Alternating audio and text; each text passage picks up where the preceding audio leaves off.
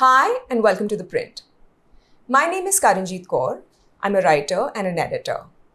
Let's talk about Kunal Kamra and why an algorithm has more freedom of speech than citizens of India today. The events of this past Sunday night must have made one thing absolutely clear to all of us. In the mother of democracy, the quickest and sometimes the only way to get a state government's attention is through punchlines. For months, ordinary Mumbaikars have tried every tool in their arsenal to denounce their city's crumbling civic infrastructure. There is rubble where roads used to exist. Expensive new flyovers and undersea tunnels begin to sigh within weeks of their inauguration. There is constant construction that has brought the city's AQI on par with Delhi. And petitions, protests, and social media shaming have fallen on deaf ears. But a joke? Please, we are Indians. This weekend, as stand-up comedian Kunal Kamra wrapped up his set at the Habitat, a mob of Shiv Sena workers demonstrated their commitment to law and order by ransacking the popular Mumbai venue. They were offended by Kamra labeling Eknath Shinde, their leader and Maharashtra's deputy chief minister, a gaddar or a traitor. Now, remember that in 2022, Shinde had broken ranks with the Shiv Sena headed by Uddhav Thackeray, leading to the dissolution of the Mahavikas Aghadi. He went on to become Maharashtra's CM with the support of the BJP. Now, after the Shiv Senics were done vandalizing the studio, they went on to file an FIR against Kamra, while also threatening him on the phone. On Monday, the BMC showed up with hammers at the hotel where the Habitat is located, presumably to finish the job that the Sena mob began. Honestly, I'm completely unsurprised by the backlash Kamra has faced. I'm even less surprised at the message that the Sena wishes to send out by destroying the venue he performed at. After all, it's barely been a month since we discovered that even the court's most favored jesters aren't immune to crackdowns. Remember Ranveer Allahabadia or Beer Biceps? The award-winning content creator who has built his brand on softball interviews with Indian ministers understood this firsthand. Allahabadia, who made some off-color remarks on the show India's Got Latent, learned that no number of selfies with the Prime Minister can protect you from the whole buffet of multiple FIRs and death threats and social media condemnation. At least Kamra is a noted critic. But I will tell you what I'm truly surprised by. It is witnessing the speed and military precision with which the government and civic bodies were able to mobilize. The Habitat's destruction was swift, it was thorough, and unlike so many government initiatives, completed without any delays or budget overruns. This is really the definition of a smart city. It is not smart roads or infrastructure, but the efficiency we have when dealing with jokes that sting political egos. Meanwhile, over the last week, Grok 3 and right-wing Indians on X were locked in a race to the bottom at the Woke Olympics.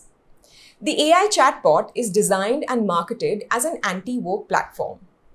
What Grok lacked in decency, it more than made up for in comedy, when it consistently sparred with that other constituency that despises wokes. In a few days, Grok, which is designed by Elon Musk's AI company xAI, has been able to say things that regular Indians have been afraid to say for years, fearing online retribution. This makes another thing crystal clear. In today's India, an algorithm enjoys more freedom of speech than flesh and blood citizens with actual rights. As Musk would have said, let that sink in. Right-wing X-users who had welcomed this unfiltered AI, thinking it would reinforce their worldview, suddenly discovered the uncomfortable truth about truly unfiltered speech. Grok has been freely dispensing observations about Prime Minister Narendra Modi that would have human beings looking over their shoulders. When users asked Grok about Modi, it cheerfully declared that Rahul Gandhi was more honest and had better formal education than the PM. It even suggested that Modi's carefully choreographed interviews often seemed scripted, a statement so obvious yet so forbidden in a country of no press conferences. The chatbot didn't stop there. It made critical observations about the RSS and compiled lists of misinformation peddlers. It spoke about the hypocrisy of different rules for expressions of public devotion. It also used the same language that right-wing ex-users employ when speaking to the other side. Now, their collective meltdown was so spectacular that our IT minister reportedly began discussing potential measures against Grok under IT rules. Meanwhile, Elon Musk, who is the self-proclaimed free speech absolutist, revered by the Indian right wing, responded to the uproar with a single laughing emoji. The irony deepens when we consider the fundamental nature of AI systems like Grok. Experts say that the biggest problem with using the platform is relying on it for factual information. Nikhil Pahwa, who is the founder-editor of Medianama.com, told the BBC that at its core, AI is fundamentally garbage in, garbage out. Its outputs reflect the data it is trained on and the weights given to it. In the Indian Express, Rohit Kumar, who is the founding partner of public policy firm The Quantum Hub, cautioned against the integration of Grok on X, where content can spread unchecked, potentially leading to real-world harm, such as a riot. I'm certain, though, that some Indians envy Grok's candidness. The algorithm speaks freely, while the rest of us are forced to hunker down. At this rate, maybe we should let AI organize our protests. In some ways, Grok is a perfect encapsulation of a moment. As Kaleem Ahmed writes in Frontline magazine, in 2025, the Overton window has shifted. Views that were once seen as bigoted are now accepted. Moderation across social media platforms has all but disappeared. This phenomenon was accelerated by Elon Musk's takeover of Twitter in 2022. The bar is not low. The bar does not exist to begin with.